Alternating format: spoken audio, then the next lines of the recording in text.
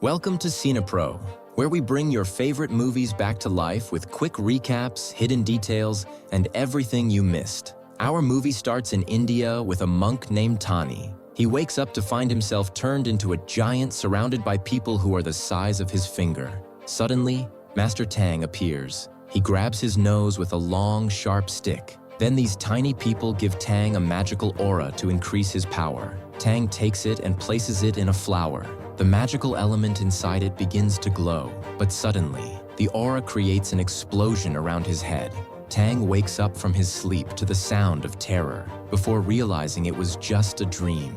In reality, far from dreams. We learn that Tang is trying to gather a lot of money, so he works in a circus show, managing 3 students who are very strange characters working to entertain the audience who come to the circus. After the circus captivates the audience, which Tang worked hard to gather, he sends out his first student, Chu, to perform. Chu loves women a lot, especially the beautiful ones. His life's wish is to marry one of them, but the women watching him are scared of his appearance and worried.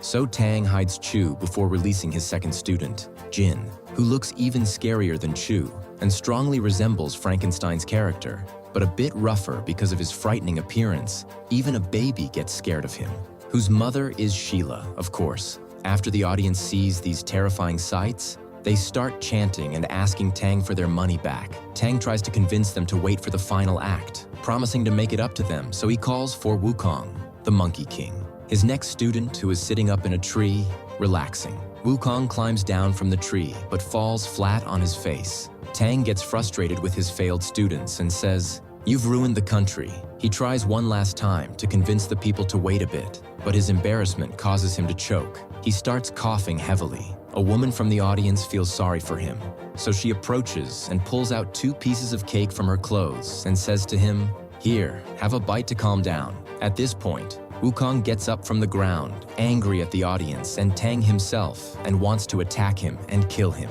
Tang starts singing a song to him. Wukong calms down and lets him go, but then flies into a rage and creates a massive commotion, destroying the entire circus. Of course, as soon as Tang sees what's happening, he runs away, before these delinquents drag him into another mess. After this bizarre circus incident, Tang punishes Wukong by whipping him with a fiery lash to discipline him and teach him to control his anger. The next morning, Tang and his students wake up thirsty and hungry, so Tang goes out to find them water and food from anywhere. Tang finds a large house. He knocks on the door. A beautiful woman answers. He asks her for water and breakfast. She says, "With pleasure." Tang enters the house, followed by his 3 students. Inside, they find other beautiful women as well. Naturally, Chu rushes toward them. The beautiful woman prepares them a feast and offers Tang to leave his students with her. She will take care of them, but what she doesn't know is that Tang is the only one who has figured out the whole situation, because he sees this beautiful woman in her true form, she and her companions. He realizes they are demons disguised as spiders, waiting to eat Tang. After Wukong figures out the plot against Tang, he demands the beautiful woman reveal her true form. But Tang acts heroically and tells Wukong, "Shame on you. These people have treated us with utmost generosity." He takes his students and leaves the house. Suddenly, the beautiful woman transforms into a demon along with the other women. They surround Tang to prevent him from escaping. After tying him up in their spiderweb-like threads, Wukong intervenes just in time and manages to save Tang before he gets eaten.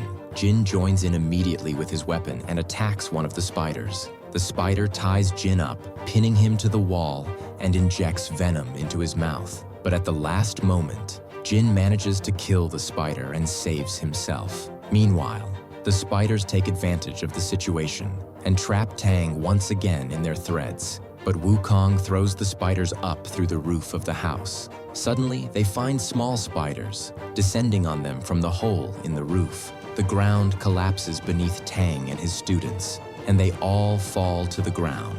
They find themselves facing a giant spider, made up of many smaller spiders. We learn that this giant spider is the beautiful demon woman in her true form. Wukong, as usual, strikes her and grabs her head, just about to kill her, but Tang orders him to let her live, because deep down, he feels he can change her and make her a good spider. But Wukong doesn't listen to him and smashes her head, turning her into bits. Tang gets very angry at Wukong for killing these creatures, but Wukong feels no remorse for his actions. The next day, Tang continues his journey with his students, leaving behind the killer cave. We notice that Jin has turned into a giant fish because he reverted to his demon form due to the venom that entered his stomach from the spider. So they are forced to carry him on a cart the entire trip. They reach a city filled with people, decorated and adorned like Disneyland.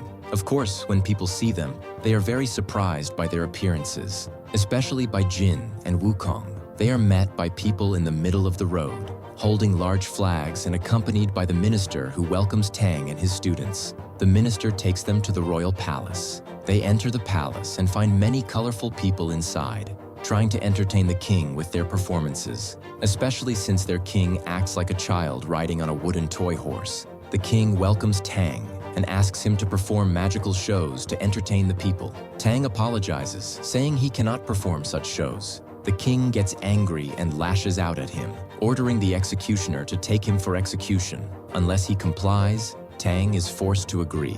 On the side, between themselves, Wukong and Tang plan a trick to fool the king using the obedience spell, which is essentially a spell that allows Wukong to control Tang's body and make him move. According to Wukong's movements, Tang agrees, despite the fact that the spell is a double-edged sword, because it could make Wukong embarrass him in front of the people. Wukong sticks the spell on Tang's back like a badge and makes him move and act silly in front of the people. And he makes him stick the talisman on Tangyi's back like glue, pushing him towards the king and the people. Tangyi enters flying through the air, flipping like an acrobat, to the point where the king and everyone are astonished by what they see. All of Tangyi's movements are actually being guided by Wukong.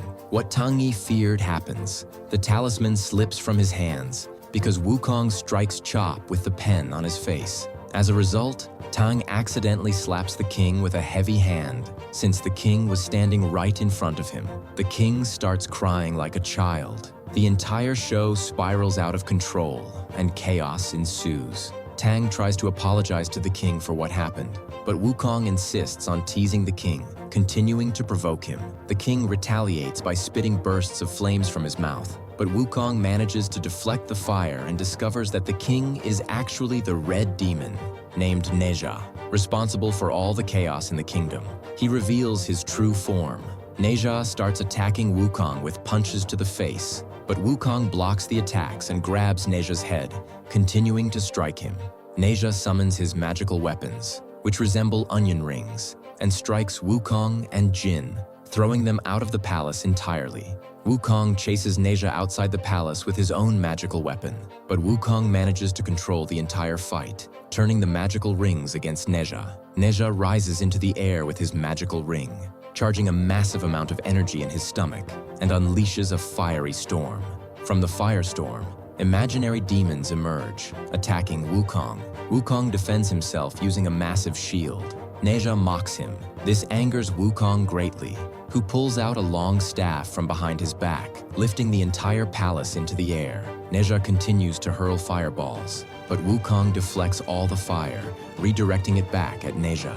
Neja falls to the ground in front of Wu Jing. Wu Jing seizes the opportunity, blowing cold air at Neja, freezing him.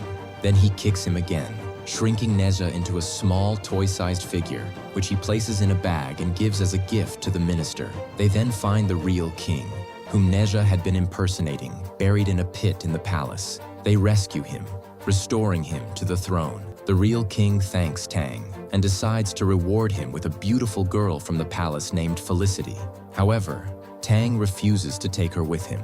The king keeps her for himself, which upsets Tang because she reminds him of his first love who passed away.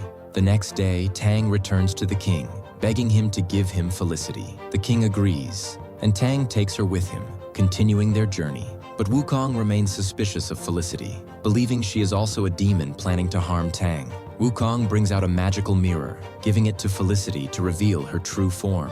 But when she looks into the mirror, her reflection remains unchanged, while Wukong's face turns into a demon's. Wukong pulls out a knife, cuts her hand, and lets her blood drip onto the mirror to confirm her identity. But again, his suspicions cannot be proven. Tang stops Wukong from continuing his actions. Wukong yells at Tang, telling him to go investigate the girl's family to ensure they are human. They travel to the village of her family, where Wukong wants to kill everyone there. But Tang stops him, saying, "Not everyone I love you kill her." Here we learn that Wukong was the one who killed Tang's first love while trying to protect Tang. Since then, their conflict has persisted. Wukong transforms into the Monkey King, killing everyone in his path. No one can stop him, but when he tries to kill the girl, Tang uses the golden palm to stop him. Wukong resists the palm and continues attacking. The girl confesses to Wukong, admitting that she is indeed a demon, but not an evil one, and that the entire village was created by her demonic magic. Despite her confession, Wukong insists on continuing the massacre, turning into a giant gorilla resembling King Kong, grabbing Tang and swallowing him. Felicity pleads with Wukong not to kill Tang. Wukong roars and jumps onto a mountain. Suddenly, they see the minister arriving on pink clouds with Neja. Here, the shocking truth is revealed. The minister is the mastermind behind all the chaos in the kingdom, manipulating Felicity to create discord between Wukong and Tang, hoping to turn Wukong against Tang. When Wukong hears this, he spits Tang out, revealing that everything was a ploy between Tang and Wukong to uncover the truth about Felicity. Knowing all along that she was a demon, they finally discover the true culprit behind the kingdom's turmoil. When the minister's plan is exposed, she commands Neja to attack, but Wukong confronts him, freezing and shattering his body. The minister launches a powerful attack on Wukong and Tang, but Wukong deflects it, saving Tang one more time. Wukong then attacks the minister, but she escapes on the pink cloud. Wukong pursues her, only to find that she has summoned the Golden King from the sea, who is supposed to be a benevolent king. She directs him towards Wukong with a powerful tsunami. Wukong is confused as to why the Golden King would betray him, unaware that the minister is using her magic to manipulate him. Wukong tries to escape the tsunami, but is surprised by another statue emerging from the sea, trapping him. The real Golden King appears, destroying the fake statues. Wukong's magical staff emerges from the sea. The minister falls into Wukong's hands, but instead of killing her, he hears the Golden King's voice, commanding him not to kill her, and instructing the minister to revert to her true form. She transforms into a golden eagle, returning to her rightful place as one of the Golden King's soldiers. Meanwhile, Felicity, injured, confesses her love to Tang, but Tang responds, saying he only ever loved once in his life, and that was his deceased wife. After hearing this, Felicity is freed from her demonic magic, disappearing into the air. The scene shifts to India, where Tang and his disciples continue their journey to return the sacred scriptures. Throughout the journey, Tang continues to see and feel the presence of his lost love, and he knows that she will always stay by his side. And with that, our movie for today is over. Thank you for watching. See you